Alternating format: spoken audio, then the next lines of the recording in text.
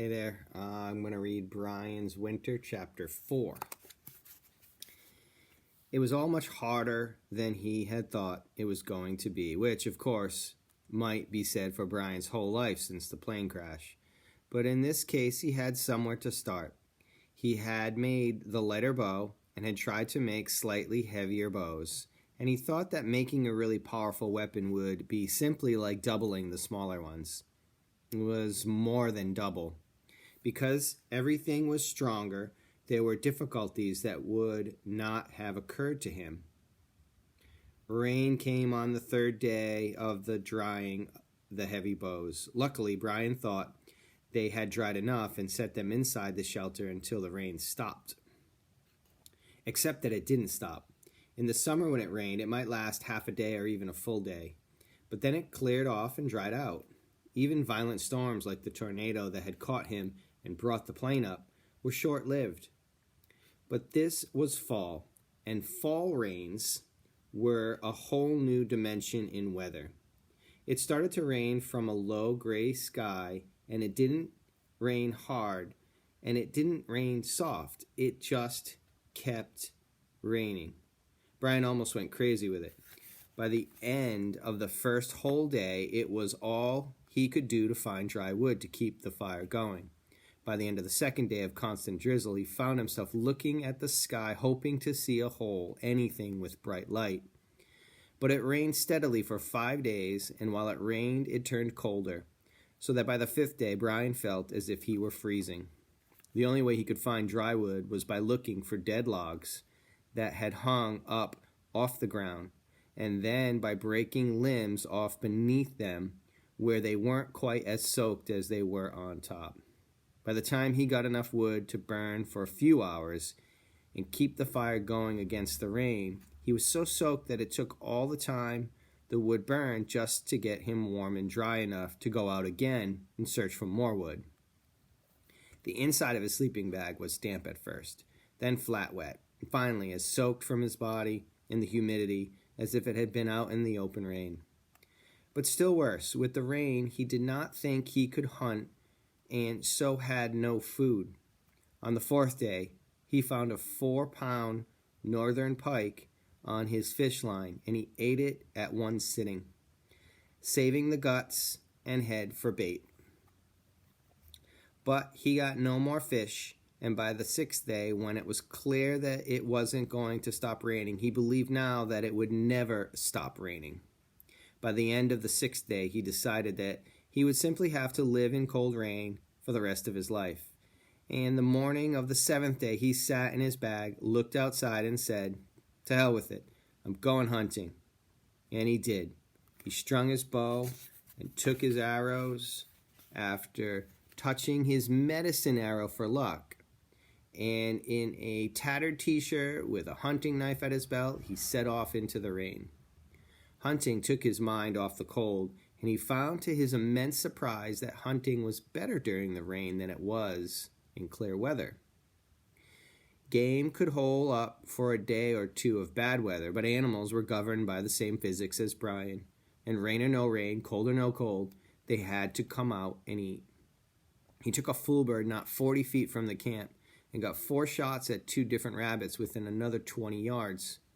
He missed the rabbits but was satisfied with the fool bird, went back to build up the sputtering fire one more time, and made a hot stew, including the heart and liver, and a tough muscle he thought must be the gizzard, which he had come to like, and ate it all before falling sound asleep in his wet bag.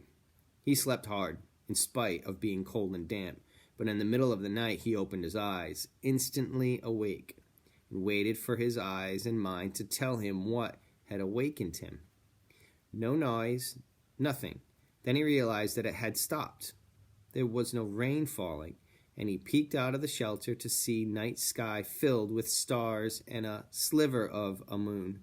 And he looked up at them and said softly, "Thank you," and went back to sleep. In the morning, it was cold, truly cold.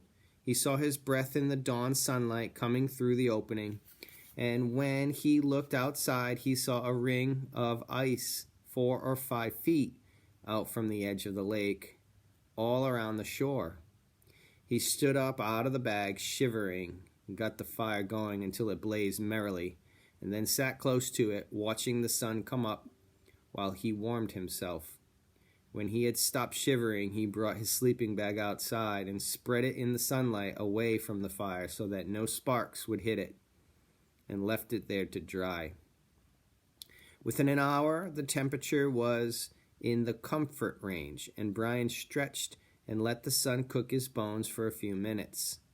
The ground was still damp, but he sat on a dry rock and looked at the blue sky and felt the hot sun, and it was as if the days and days of rain had never happened. A kind of lethargy came over him, and he just wanted to sit in the sun and try to forget the last week. He closed his eyes and dozed for a few minutes, but a new sound, high and almost cackling, cut into the doze, and he opened his eyes to see a flock of geese high above, heading south, migrating. It was a reminder.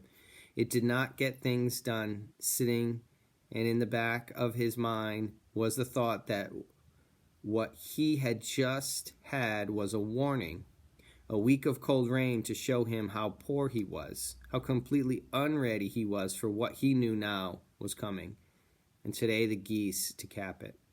He must work now, work hard, or he would not make it. No matter how nice the weather might be, he knew he had no time left. First, the shelter. He had to make the shelter cold-proof and rain-proof. That meant sealing the fire inside and closing the door in some way, but he thought the smoke would drive him out. Still, he thought, they did it. The people who came before him had tents and teepees and caves, and they did not have stoves. So how did they do it? He took kindling into the shelter and made a small fire, and closed off the opening to see what would happen. As he had predicted, the smoke quickly filled and the small enclosure, and drove him coughing and spitting out into the air. He had to let the smoke out. They must have known a way. What did they do? Teepees just let it come out the top through a hole. He'd seen that in movies, old westerns on television. Brian went to where his wall met the rock and made a hole about a foot across just above where he had made the fire. Then tried it all again. This time when he closed the door and put some sticks on the fire, it started to smoke again. But as the heat developed, it rose and carried a small draft through the hole in the ceiling. There was a moment of smoke. Then it all magically cleared, and Brian was sitting in a snug little hut with a fire warming his face. Clearly, it would take only a small blaze to keep the little shelter warm, which meant less wood would be required. The side of the shelter was still far from airtight, but about this, Brian knew exactly what to do. He had spent one whole day watching a family of beaver mix mud and sticks to make a watertight dam. He spent 3 hours bringing up double armfuls of fresh mud from the lake to pack into the low wall with sticks and leaves. When he was done, he covered it with another layer of brush to protect the mud, and when it dried by nightfall, he had a truly weathertight shelter. He still had to seal the door, but that night he sat with a fire warming the inside of his home and knew that as long as he had wood and he was living in the middle of a forest, he would stay warm no matter what kind of weather came. He slept so soundly that the bear could have come in again and tore the place apart, and he would not have known it. In the morning, he mudded the door, and set it aside to dry, and used more mud to make a seal on the wall, smooth and tight. Then he set back to work on the arrowhead problem. He went to the lakeshore and looked for stones that would make an arrowhead. There were rocks everywhere, and he must have looked at 100, turning them this way and that, tapping them against each other. None of them worked or fit or seemed right. and he stopped and thought again about the arrowhead collection. They weren't just stones in the shapes of arrowheads. They had been worked, chiseled some way from larger stones to get the shape and edge. But what kind of stone and how? Wasn't it some special type of rock, something that would flake off in sharp edges? He had his hatchet on his belt and went back to the shore and started hitting rocks with the flat side of the hatchet. They just shattered and didn't make any kind of sharp point.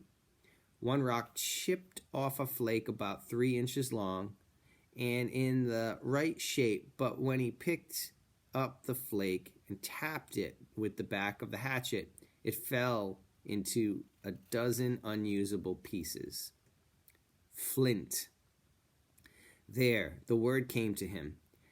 They weren't just arrowheads, they were flint arrowheads. Maybe they had to be flint to chip right. So all he had to do was find some flint. He went back to the lake shore and looked at the rock supply again, smashing rocks with the back of the hatchet to see if any of them were made of flint. In truth, he didn't really know what to look for, except that he remembered that flint and steel would spark when they hit. He had smashed 4 or 5 more rocks looking for sparks when it came to him. There was a rock embedded in the wall of his shelter. He had thrown his hatchet at the porcupine the night he got stuck in the leg, and the hatchet had showered sparks and led him to make fire. It was there, in the fire rock. He had forgotten the rock because there had been matches and lighters in the survival pack he'd retrieved from the plane, and he hadn't had to use the rock again. He went and looked at it for the first time in more than a month, studied it. It was a dark rock. It had depth and seemed to have fracture lines or flaws in it. He struck it with the hatchet and smiled when he saw sparks, remembering the night the porcupine came. But the rock didn't shatter or flake. He looked at it from a different angle and saw a small ridge, little more than a line, and this time he aimed carefully and struck the line with a blunt corner of the hatchet, using a sharp tap with a little more muscle. This time it cracked, and a flake as wide as 2 fingers and 3 inches long fell to the ground beneath the rock. He picked it up. Ouch! He dropped it. The edge was sharp as a razor, and it cut his finger slightly. He sucked the blood away and picked up the flake more carefully, and turned it to the light. It had a slightly oval shape, pointed on one end and rounded on the other. Both sides leading down to the point were so sharp they would shave hair off the back of his arm. All it needed to make it a true arrowhead was a pair of notches, one on either side of the rounded end. He put the flake on a flat rock and held it in place with his foot, vising it down tightly, while he chipped away at the notch positions with the tip of his hunting knife. He started with 2 big pieces, and it broke the whole tip of the oval off and left the flake with a flat rear end. From then on, he took tiny chips, each no bigger than the head of a pin, until he had an arrowhead that resembled those in the collection. It was not finished as well as the ancients had finished theirs, but it was sharp and tapered the right way and had a notch for tying it onto the shaft. He took one of the shafts for the bow arrows, and split the grain on the end with the knife. He worked the point back into the split so that the notch was slightly recessed into the wood. He had nothing with which to tie it into position and was casting around for a piece of string, non-existent except for the original bowstring from his first bow, or he would have used it long ago when he saw the tree with the rabbit skins. Whenever he took a rabbit, he skinned it carefully and stretched the skin on the sides of an oak holding it with wooden pegs driven into the bark until it was dry. He had not found a use for the skins yet, but he hated to waste anything and thought something might come along. When they dried, they were like thick paper with hair on one side, dry and crinkly and easy to tear. But the last hide he'd put up during the rain had not dried yet, and he took it off the tree. Still damp, the hide had stretched to it and might make a kind of cord. He used the knife to cut strips from the rabbit skin and used one of the rawhide strips to tightly wrap and tie the point onto the split shaft. When he was finished, it seemed to be tight enough, and he had heard that rawhide shrinks when it dries, so that might make it even better.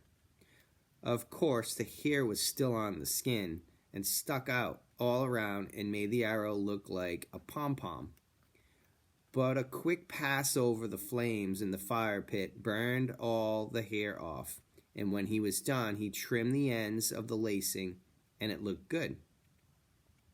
Almost professional. He set the shaft aside and went back to the fire rock.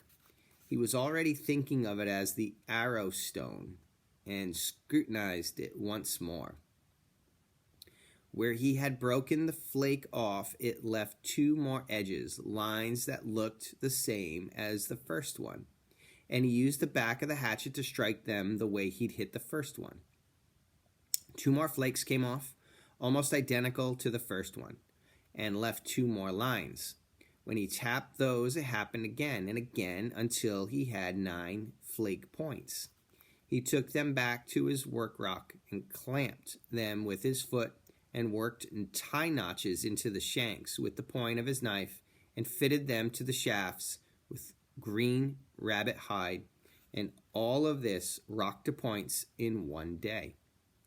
Just as bad things could snowball, Brian found that good things could come fast as well. While he was working with the rabbit skin in the cool evening, he turned it to get a better angle, and the hair brushed his hand and felt warm, and he realized he'd found a way to stay warm. He had 15 dried skins, and he brought them into the shelter at dark. He had not eaten again, but the hunger was not as bad now because he was excited.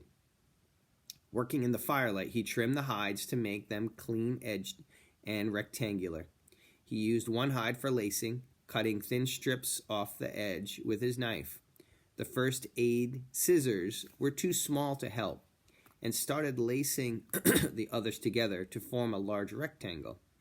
It took some time because he had no needle, and used a point of the knife to punch a small hole through the sides of the hides, and then sharpened twig to push the lacing through.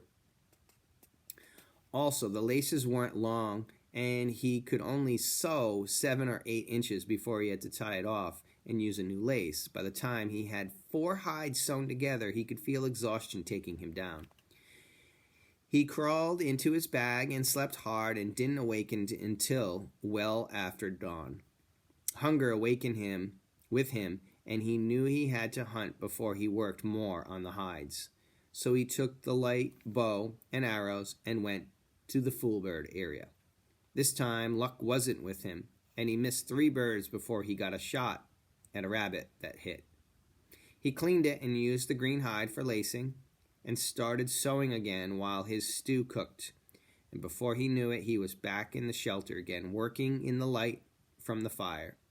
His stomach ached, full, with his fingers flying. But this time, before he fell asleep, he had finished sewing the rabbit skins into a rectangle roughly 2 feet wide by nearly 6 feet long. It would make a good rug, he said, crawling into the sleeping bag at what he thought must be 3 or 4 in the morning. Just before sleep came, he heard the wolves. It sounded like 2 of them, high, keening howls as they sang to each other, and then a crash in the brush as they chased something, maybe a deer. He had not heard from them in almost 2 weeks. There had been a time when the howls would have frightened him, given him the eerie feeling, but now he smiled. They must have gotten caught in the weather if it had taken them so long to run a circuit of their range, and he supposed they would mark the edge of their territory on the way through. He would have to go up and remark his own. The rains would have taken the smell away. The first thing in the morning. Good hunting, he thought at the wolves. Have a good hunt. A good hunt was everything. Thanks.